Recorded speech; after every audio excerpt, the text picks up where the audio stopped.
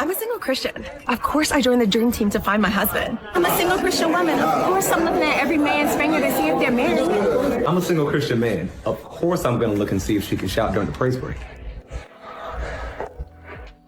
I'm a single Christian woman. Of course I fasted 21 days to find the right man. Of course I'm a single Christian. I'm looking for my Proverbs 31 woman. I'm a single Christian. Of course I think every man of God I meet is my husband.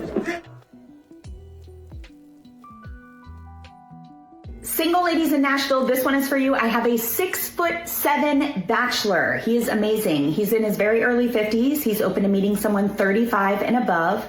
He's divorced. He has 4 kids, 3 of which are grown and out of the house. He does have 1 teenager, has his graduate degree. He's a VP. He loves being out on the water. He loves all types of live music. He loves anything that is done world class. So if you are potentially a good fit for him, or you know someone who's a fit for him, make sure to fill out a free profile using the link in my bio and share this with all of your single Nashville girlfriends. The gym is the best place to date. You already have a commonality. Discipline, work ethic, delayed gratitude. Now you don't have to explain what a calorie deficit is. Now you don't have to explain what bulking means. Now you don't have to explain, hey, I go to the gym every day, why I can't text and talk to you all day. You got somebody who already understands a big portion of your life. Another way to love each other, have fun, go on a date. Now y'all going to the gym together, maybe not working out, but you know what I'm saying, you have your in-between times where you come and you just chat it for a second. So yes, fellas, keep sharking. Ladies, keep making eye contact. Waiting for that man to come up to you. Yes, we're dating in the gym. What the they talking about? So a lot of these modern women are wanting men to continue to approach, but they continue to disrespect a man. I'm not 100% sure why y'all think that's going to work, and it isn't. Oh, so you're the friend that is single with high standards that refuses to settle. You're the girl that's extremely hyper-independent, but at the same time is a secret lover girl. You're the girl that craves intimacy and connection, but then pushes it away. You're the girl that's like, well, I'm emotionally unavailable, but I'm also very emotionally intelligent and self-aware enough to know my patterns, enough to know that I'm probably a fearful avoidant / dismissive avoidant, know that I'm maybe an Enneagram mate, and know that, yeah, I prioritize my friends and I prioritize my career, because in the past, I've been in relationships where I got hurt, I lost parts of myself and my autonomy, and I didn't know when it was time to walk away, and so now I don't trust myself to walk away in a relationship when it's not the right thing for me. And so I'd rather just focus on things that I can control. But then at the same time, how am I ever going to meet anybody? How am I ever going to fulfill the side of me that is yearning? And who am I going to talk to about it? Because now if I told my friends and family I wanted a boyfriend, it'd be really off brand of me. So who can understand my avoidant attachment brain and put to words what's going on in my life? And I'm here to say, hi, my name is Savannah Lee. I make music for you. I'm an Enneagram mate. I'm an avoidant attachment. And I have a new song out now called You Don't Exist Yet about this exact thing. And so if you do relate, I hope this video finds you. What's going on, fellas? Don't forget to like and subscribe to the channel. Leave a comment down below. Let's get back to the video. I'm single to support. And the people that are single to support with me, we're all mad. Just, everybody is mad. You've got hurt people hurting people. Mm-hmm. People that are still suffering from their last relationships. Yeah. With me, my last relationship ended with there was no argument. There was no fight. There was nothing. It was just, it was good until it wasn't, and then we went our separate ways. Was I hurt for a few months? Yeah. We ended on mutual terms, but I didn't expect to be that hurt, even though we both decided that, yeah, it's not going anywhere. Mm-hmm. I thought I would be able to move on quickly. It took some time, and the difference between me and a lot of men that I've met is I've learned to just take it as a lesson, learn from this, and try and be a better person for the next guy. These modern women are thinking that men are broken or they're lazy. No, they're just choosing to be at peace. They're just choosing to save their energy rather than coming out here wrestling with you. An idea that needs to be expunged from the female consciousness is that men want a challenge. This is not correct. The idea here is that if a woman is too easy, that is, if she gives the man what he wants without playing games with her interest and her availability and her desire, if she doesn't withhold her affection and respect until the guy has jumped through a number of hoops, then that man is going to take her for granted and exploit her as a opportunity and otherwise not consider her to be a viable long-term partner. Now, like most ideas that have permeated the general consciousness, there is some truth to this. However, so we don't get confused, I'm going to ask you, the listener, to create two different compartments in your mind: a chase and a challenge. A chase is not necessarily a challenge, and a challenge is not necessarily a chase. Men don't want a challenge, but they do want a chase. And it's women's conflation of these two ideas that sometimes leads to their lack of success. Worst she could say is no. This is the furthest thing from the truth for men. Oftentimes they're filmed, made fun of for it. Sometimes the woman responds with, ew, gross, why are you approaching me? Or she makes a freaking video talking about it. All men have stumbled across a video like that where it's like, oh, was that what that woman was thinking of me when she rejected me? Even if that specific video wasn't about him. So ladies, stop saying that. It's not the worst that she can say is no. And this is why men aren't approaching anymore, because you guys just don't get that. You know, you have a lot of men checking out of dating because they're looking at the landscape and they're like, I don't know if this is worth my time, man. I don't know if I should even be out here. I think I'm gonna go get a burger and go home, man. It's the big homie, the one and only Fax Kellerman, Stephen A. Pimp. Hey, check this out. Some of you lames might be out there taking chicks on dates. Nah, you're not taking any girl out to eat from now on. Check this out, because those are broke slores. Yeah, they just want to eat for free at a restaurant they couldn't afford on their own.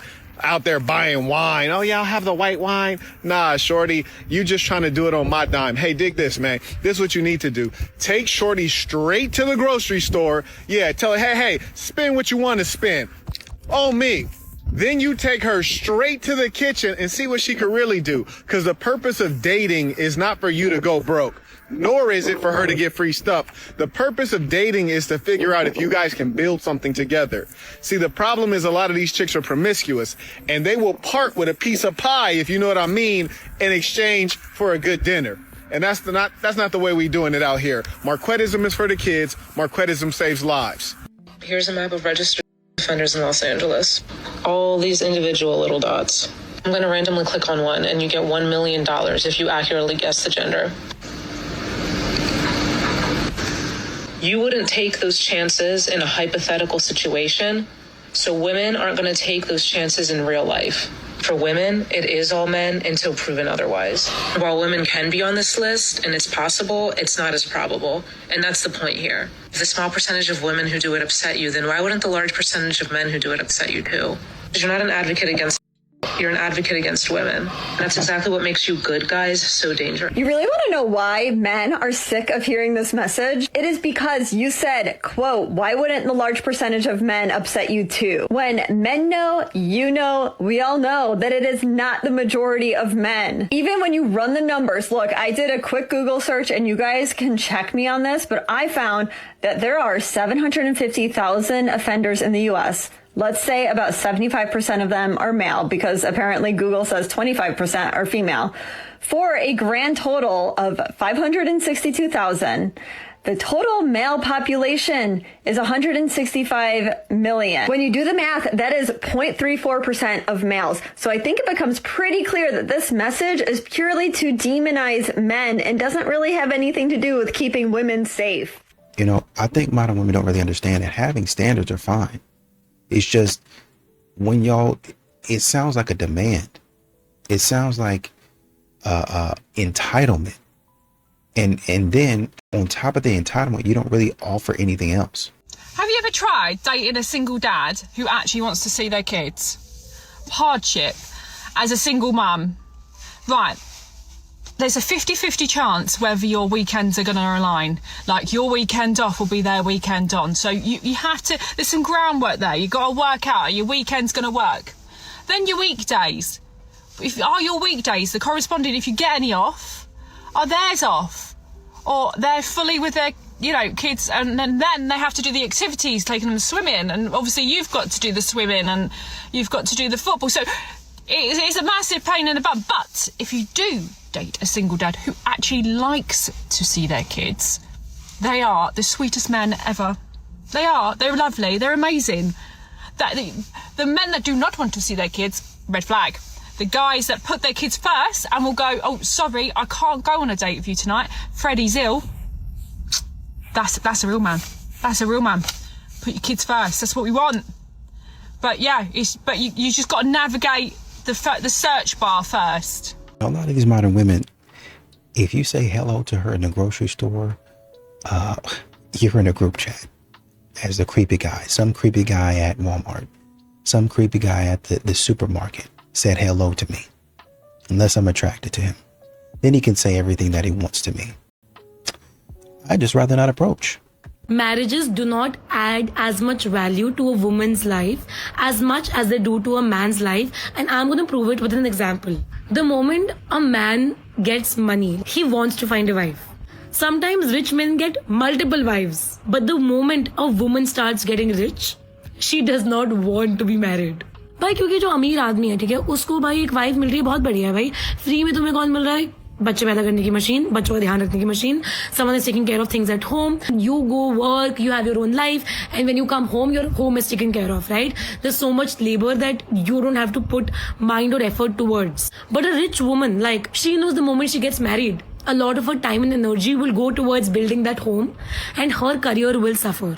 And that proves that it's not an equal partnership. Now, obviously, there are a lot of women who were never equipped with an education or the right to pursue a career or have their financial freedom. And maybe like being married then becomes the only option for them to have financial value in their life. But a woman who's independent and living her own life does not see as much value in a marriage. And that is why, if you're a man and you're broke or you live paycheck to paycheck, you shouldn't be dating. Could someone be a bit more obvious that all they value in a man is money? I'm not so great with subtlety. You're not necessarily a bad person. Everyone falls on tough times. But as a man, how are you going to offer any kind of security to a woman if you can barely pay for dates? Let's put a different spin on this. Since some women only value money and some men only seem to value looks, that means that it would be okay for a man to say, if you're not attractive, you shouldn't be dating. I don't think that would go over very well, but apparently this narrative is okay. Just get your life in order first and then date. It's really not that hard. People have come at me for this before. Gee, I can't imagine why. And they say things like, oh, so poor people don't deserve love? No, that's not what I'm saying. True.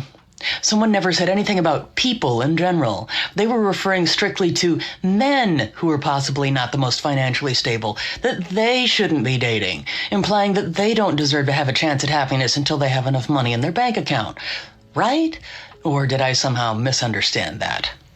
Obviously, if you're already in a relationship and you fall on tough times, that you just get through it together. I'm quite frankly surprised they even said that part. But if you are a man and you are seeking a relationship, get your finances in order first. It doesn't mean you have to be a millionaire, doesn't mean you have to pay all of her bills, but you should be financially stable enough to take her on dates, to buy her flowers. And you don't have gas money, then you should not be dating. Period, point blank, this is a hill I will die on. You can come for me if you want, but it is what it is. Right. It is what it is. A lot of men, when they see the state of dating, when they see how modern women act, my God, you can't even go to a baseball game anymore and expect a sporting event and expect for a woman not to cut up. You can't even go to church and expect a woman not to cut up. Modern women, not all women, not all women. Modern women that cut up. But the majority of today's women are not dateable. And they're definitely not worth being in a relationship with. And I say this because many of them have no idea, they have no clue how to effectively and properly choose a mate. So by the time she gets to you and by the time you get to her, she will have already been corrupted, defiled, and damaged. And I would hate for you to waste your life away trying to be a psychologist and psychiatrist for her because she's a lost cause, because she's at the point of no return. And she can complain about men all she wants. She can place blame on men as to why she is who she is and why she is in the condition she is in life, when the fact and the reality of the matter is this. Women create the landscape of relationship for men. Men do not for women, because men are the givers, but women are the receivers. So she dictates, she determines what she's willing to receive and partake of. So if she's willing to partake of and receive of nonsense and low frequency things, well, that's because of her own accord, her level of thinking. So your duty is this: to never, ever elect her to be part of your life. Because if you do elect her to be part of your life, I promise you, she will make you pay for making that bad decision. A lot of men see that they're really honestly and truly the only ones trying in the relationship. I mean, you might put forth a little bit of effort here and there, but you're not really doing a whole bunch. So a man is like, if you're not going to put but 30% in, and I got to do the 70% and be happy doing 70% of the work for the rest of my life, is that a deal? Why did you break up with your husband? He was not at my frequency. We are vibrating at different levels. You destroyed your son's life My for a son's frequency? perfectly fine. He loves deserves me. a father, you selfish. Ooh, you ain't playing around. Where's the father? Is a stepdad? No, that's his real father. No, that's a stepdad. That's not his blood. Yeah. That's a stranger his mom. It's okay. That's the truth. You can't hurt me, baby. But you can't hurt psychically me. destroyed your son just to be on a frequency up here? No, I actually did my son a favor by leaving his father. Did you have mom and dad till 20 years old? Absolutely. Imagine when you meet God and he's going to show you your mom and dad till 20 years old. He gave you that perfect life. And you're so grateful of your mom and dad. Absolutely. And you didn't give it to your son, you wretched whore. Hey, come on, man. Yo. Come on, man. Hey, man, he was... Hey, I need you to teach my girl a few things. Oh, my soul. My boy. He was goated, wasn't he? You put somebody in your face with a camera while you doing this. He was cross-eyed. He was looking into his soul like, yeah. Sweating. What these modern women don't really understand is y'all spend a lot of years saying a lot of things, and then a man says, oh, okay, well, if that's what you're going to be saying, then, I'm going to go ahead and get out of Dodge. And then you're going to act shocked. A lot of modern women don't really think that their words and their actions have consequences. They really think, yeah, I can go in here and talk crazy and nothing's going to happen. What if I told you that not trying to make marriage an idol is what's actually keeping you single? Hear me out. There's a set of women who are like, hide me. Take the desire away, Lord, if this is not what you want from me. I don't want to see a man. I'm just going to be at your feet, and it's just going to be me and you, Jesus.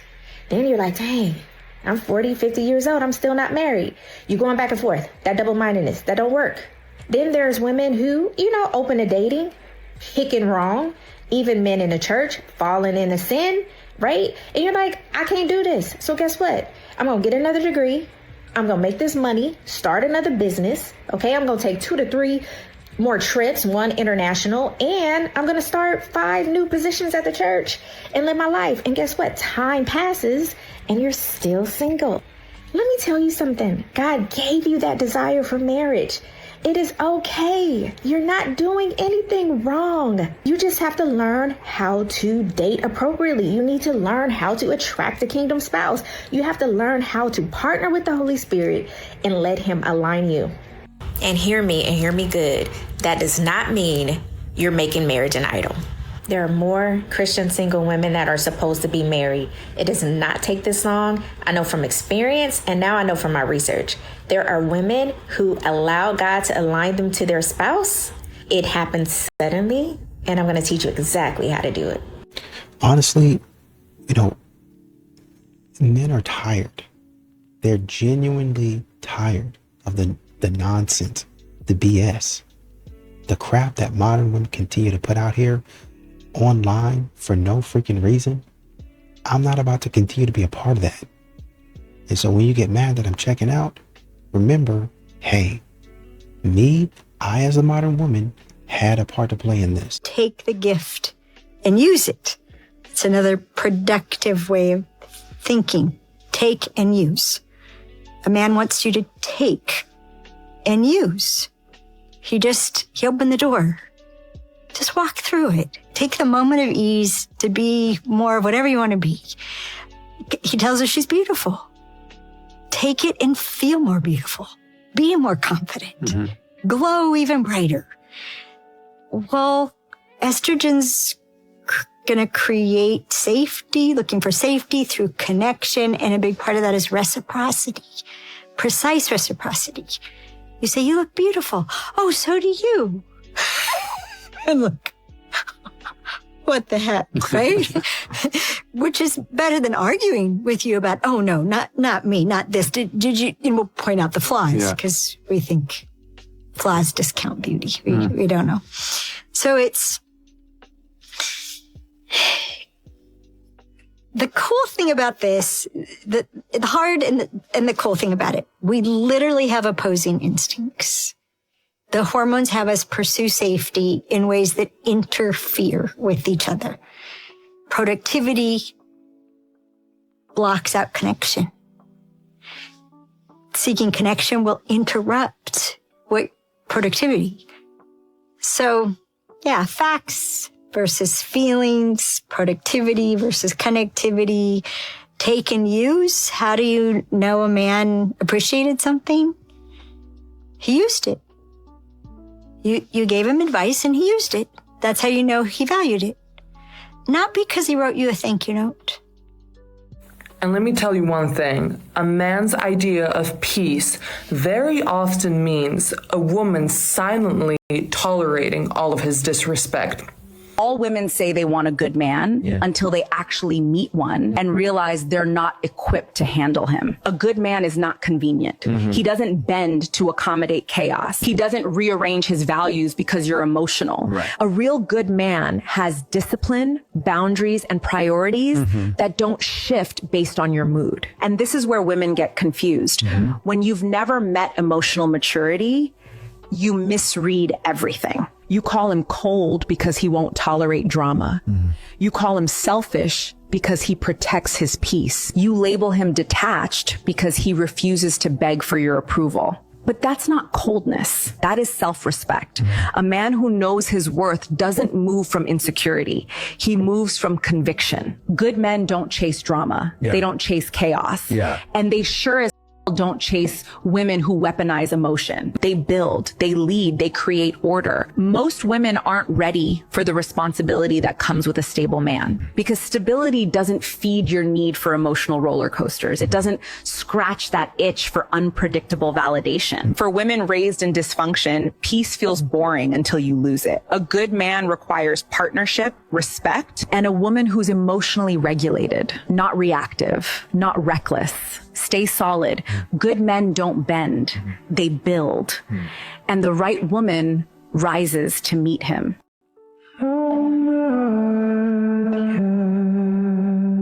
See, women will say some dumb like this, then wonder why no guy wants to commit to them. Like, oh, you think a guy's going to tell you that you're his girl while you're talking to 10 other dudes? Yeah, for sure. For sure. My guy's taking a look at the whole facts and he's like, how does this one have 10 current owners? I think I'm going to pass. Single women keeping other women single. They're going to write about this in the history books. It's a tale as old as time itself. So your narcissist ex already has a new partner. Let's break down why. And no, it's not because they've changed or the new person is better than you. When a narcissist moves on within days, weeks of your breakup, it can feel so personal, but the truth is that it's not about you. It's not about the new partner. It's about the narcissist's need for a constant supply. What's really happening is that they can't be alone. They are not interested in healing, self-reflection. They need somebody, anybody, to validate them and feed their ego. And the faster they move on, the faster they can distract themselves from their own emptiness. The new partner is just a fresh supply. They're not special, nothing against them. They're just new. And the narcissist is likely love bombing them the same way they did with you, creating the illusion of a perfect relationship. That feeling that you had in the beginning that didn't last very long, they're probably feeling the same thing. What you're seeing isn't love, it's a performance. And it's also a manipulation tactic. They know that seeing them with someone new will hurt you. And it's a very calculated move to keep you feeling small, to keep you doubting yourself. And if they're flaunting their new partner, it's not happiness. Again, it's about trying to maintain control over you. So remember that this new relationship isn't real. The same cycle of love bombing, devaluation, discarding is going to repeat. And it has nothing to do with your worth. Really, their inability to stay single or reflect is a reflection of them, not you. I've said this once and I'll say it again. Women keep asking why guys don't approach them in public anymore. It's not fear, it's exhaustion. You bring 1/10 of what our mothers did. You weaponized no-fault divorce and you demand a 6-foot millionaire while offering nothing but your bitter attitudes. And worst of all, you don't respect your own fathers. You don't even know how to treat a man, but you expect one to chase you? We're not scared of approaching women. We're selective, and you trained men to stop trying. He just said, why do I get a grief for my preference? You heard what those sisters said. They want, see, black women don't want black men to have a voice. Black women can say, well, all kind of that's what they expect and what they prefer in a man, and nobody's supposed to say anything about it. If anything, you're supposed to cheer it on. But if a black man has the temerity to say, I prefer this, and that excludes other black women, there's pay now. And what I say to brothers is, no, you shouldn't be quiet about it. You should pump up the volume. Make it louder. Yeah, I don't prefer that. It is what it is. There is this idea in the black community that you have to accept everything with a woman. No, you don't. I accept being with you. Your kids is your problem. You made them. You and that baby daddy made them. You and that baby daddy figure out how to adjudicate with them. I'm here for the good times and the vibes, period. And if you're not willing to provide that, okay, fair enough, let me move on. It's incredible what they did here to this brother. And this is the reason why I keep saying, stop going to tonight's conversation trying to get some advice and counsel from these brothers. These brothers are black female identified and aligned, full stop, first and last. Period. They're going to take the sister side no matter what. I'm a girl who's always had to technically be on the masculine side of things. So I don't have a problem stepping into my femininity when you're being the man you need to be. Like if I'm being too Listen, men ain't falling for that no more. I'm being honest with you. We're not falling for that no more. Either come feminine or don't come at all, bro. You gotta do the work prior to meeting that person to be your feminine self. But I am feminine. Flashback. Well, I have my masculine name already, and it's Maurice. Yeah, I'm very masculine. Me and my sister, we're both very masculine. I'm mainly going to be in that masculine. My hyper independency is what makes me so masculine. If you give her the chance to be submissive, then she'll be submissive. Yeah, you know how to turn it on and off. When you're selecting a partner, you need to stay loyal and on your boundaries. What I mean by this is if you have a partner and she's beautiful, she's intelligent, she's so great, but she keeps breaking your boundaries, she keeps disrespecting you, she doesn't, listen to your advice, or she keeps, in contact with an ex, or there's something going on that's a deal breaker. Every time you forgive that deal breaker, it will come back magnified. So when you pick a partner, when you're watching out for the deal breakers and you're using those deal breakers as a signal that that she's not good for you, you will pick correctly. People don't respect the person who accepts their unacceptable behavior. Okay, impel me is crazy. That's a crazy word to use. I think it's a valid word to use. I think it's a valid word to use. That's crazy. Take my Instagram or my number or something.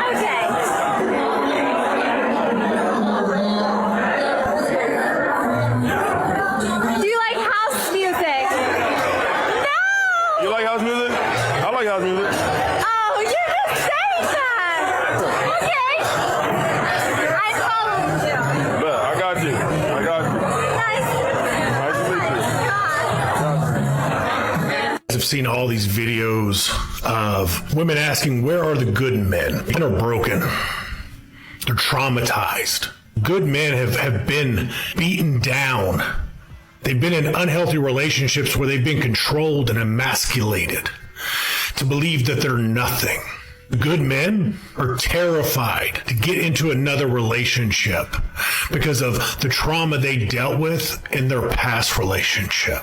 The good men are dealing with court cases, trying to clear their name from a woman who has done nothing but spew false allegations to continue to put that man into a dark, dark hole. I must be pretty weak-willed because all it took was falling in love with a man, and now I'm like, not really. I mean, I'm a feminist, but like kind of. I don't really need my maiden name. I don't really need it. I like your last name better anyway. Like, I'll just take that. I know he can do his own laundry. I know that he can clean the house, but I want to do it for him. I want to cook all his meals. I want to make sure he's getting all his whole grains, all his vegetables. I want to make sure he's getting all that protein. He has not asked any of this of me. It just kind of naturally kicks in. Like these instincts just kind of come out of like, oh, now I have to take care of you when you're sick. Oops, I made you breakfast and it fits all of your dietary requirements. My bad. I think I got possessed by a housewife. Is that what happens? I guess feminism has its limits. Is chivalry? What happened to all the chivalrous men? Ladies, always asking, where has the chivalry gone? I'll tell you where it's gone.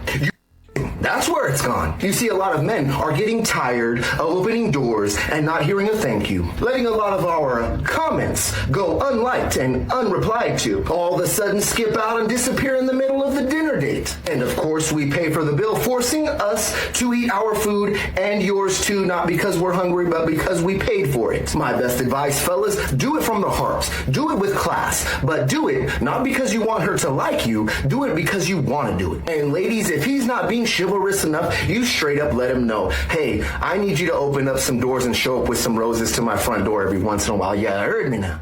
Caucasian women in the United States of America are in big trouble. They are having a very hard time not only getting into a relationship, but keeping a man. I am no one's top priority. I'm just not. It's a fact. I'm not asking for pity.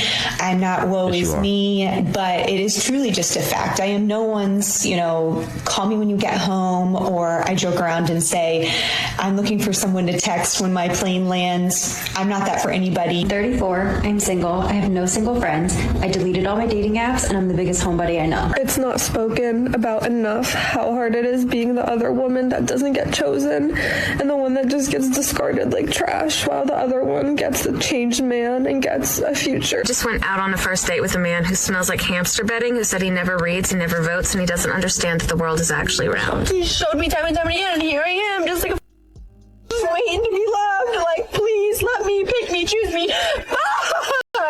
And I needed reassurance, and I needed him to say the right thing. I was married to a good man who ultimately was not my man, and I knew that pretty early on. I knew that maybe 3 hours into our first date. I knew that 6 months in when we got engaged, and I knew that again and again and again. But I didn't want to know that because I really wanted the relationship to work. And I think what was so hard was that we were good friends. We had a great time together. I loved the work he was doing. I loved the way we collaborated. And on paper, everything looked like a good match. But I still knew that something was missing. It's funny because I lead journaling workshops and I always ask people, what truth are you afraid to admit to yourself and why? And it was the question that I avoided the most, because the truth I was afraid to admit to myself is that I no longer wish to be in my marriage. Admitting that to myself meant I'd have to blow everything up. And in a lot of ways, it was good and comfortable. There were so many reasons to try and make it work because it was more convenient. But I ultimately realized I didn't want to live a life that was convenient. I wanted to live a life that was courageous.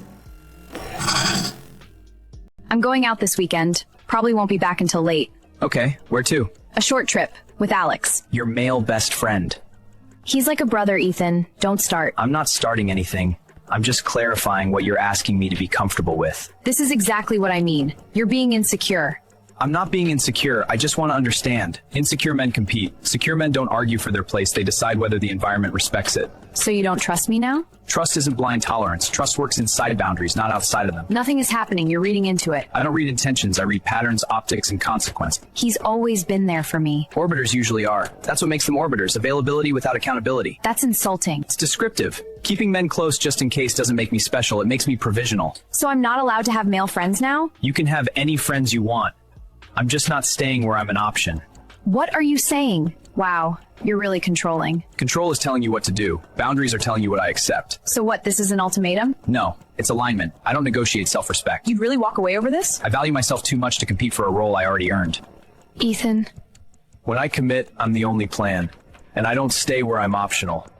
I saw a really good video that completely pointed out something that I've been saying for a long time, and it's that we've all heard those stories where, like, our older grandparents will be telling, like, a dating story, and, like, you'll be sitting there being like, Grandpa, I'm pretty sure that was a little bit of, like, you know, grape vibes, you know what I'm saying? Like, we all know those stories of, like, you know, your grandma being like, yeah, I turned him down 75 times, but then he showed up at my door and, you know, I locked him out and, you know, he broke through the door, but he had a radio box and he was playing the first song that I heard, you know, back when we met. So when you hear girls complaining about stuff like, oh, men don't approach anymore, or something about, like, men not chasing or something like that, that's a good thing. That is men responding to what they've heard with consent culture. Men are recognizing the fact that they're like, hey, you know, yeah, I don't really have to be doing all of that. Like, typically, you know, if she's really that interested, I'm sure she's not going to, you know, reject me 6 times and not respond to any of my texts, you know. So I think I'm probably getting a little too crazy here. And then girls will use, like, references back in the olden days of, like, how the men used to be. Yeah, the men that didn't let you guys have bank accounts, the men that you guys would, you know, make videos about how are creepy because, like, your grandpa had to, like, break into this girl's house. Those are the men that you're going to say that we're not like anymore. I thought that's a good thing, because newsflash, you shouldn't have to chase anybody, whether you're a male or female. If somebody likes you, they like you. You should never feel the need that you have to chase, but that's just my opinion. But hey, what do you think? Here are 3 signs that she's wifey material. If she's doing these 3 things, this is your sign you should take her serious. The last one is very important, so ladies, please pay attention to it if you want to get wifed up. Number 1, if she's going out of her way to buy you things, even if she's not doing so well, show sacrifice when it's not easy for her to do so. When she's going out of her way to doing something nice for you, even though she can't afford it, but she's still making the effort to do so, if she's doing that, she's wifey material. Number 2, if she gives you updates about her life without you even asking, especially if she knows that you're an overthinker. For example, she'll be like, hey, I just got to the bar with my friends, I'll let you know how it goes. Or she'll be like, hey, I'm leaving right now. If she has this communication, wife her. Because we all know communication is key in a marriage. And before I say number 3, ladies, if you think you should be wifed up right now, drop a ring emoji in the comments. And number 3, the most important one, if she introduces you to her family, this is a really good sign, because it's her way of letting you know that she's interested in you. No girl is going to bring you around her family if she does not see a potential future with you. And ladies, if you really want to get wifed up, you got to understand this one thing. And that is, a man is constantly looking for status and respect. A woman who makes her man feel respected, not only from her, but his peers, is a type of woman that a man is never going to want to lose. Follow for more. I just want to know which one of you ladies messed it up for everyone, because dating out here is so hard. I think we need to talk about this because women are dumb. Like, don't get me wrong. I think women are fabulous in literally every area except for this. Whenever women meet a great guy, they're like, oh my gosh, he's so cute. He's so sweet. We work so well together. We have great chemistry. We both definitely like each other. So let's just be friends. Excuse me? Then 2 days later, we're flipping through Instagram complaining about being single. I'm sorry, but Mr. Right is literally right next to you right now. When you are stepping into a new career and the person that is supposed to be your person is not there to tell you how happy they are for you and how proud they are for your first date. When you can't stop crying because you miss their touch, you miss their sarcasm, you miss everything about them, you miss their smell in the mornings, you miss their go grab a Red Bulls, you miss every single ounce of them, and you don't know what to do. But this is day 1 of my journey of being a 40-year-old newly licensed registered nurse who worked her butt off. Hey, you wanted this, right? Wake up, you're in the middle of it. You want to run, go ahead. No one's stopping you. Stop complaining.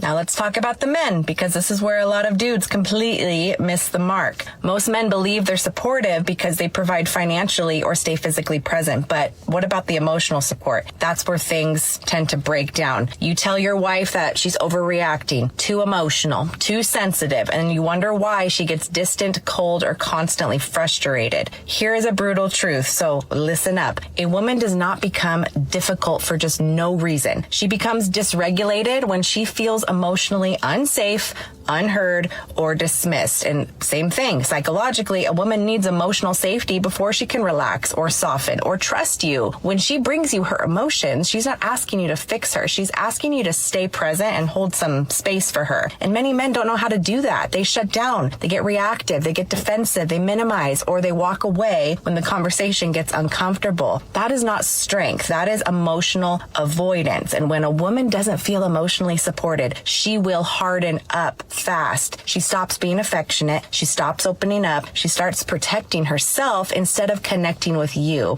And this is the part that men don't like hearing sometimes, but a woman will emotionally leave the relationship long before she physically leaves it. Supporting your wife means being emotionally available, even when it's inconvenient for you. It means listening without interrupting, validating her experience without taking it as an attack, and choosing your presence over your ego. So if you want softness, intimacy, and peace, you have to create that emotional safety, because a woman cannot and will not ever relax into love when she feels like she has to constantly brace herself. One thing about men that is so funny to me is the fact that they act like they want to jump your bones, and then as soon as you reject them, they start acting like a to you. What is that phenomenon? So I went out to the club tonight with my friend, and I was wearing a super cute and sexy outfit because I wanted to take pictures in my cute and sexy outfit.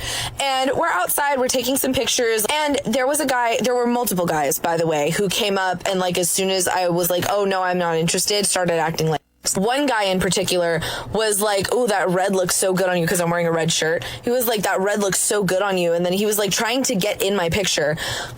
Why the First of all, I don't mind if somebody comes up and like compliments me. No.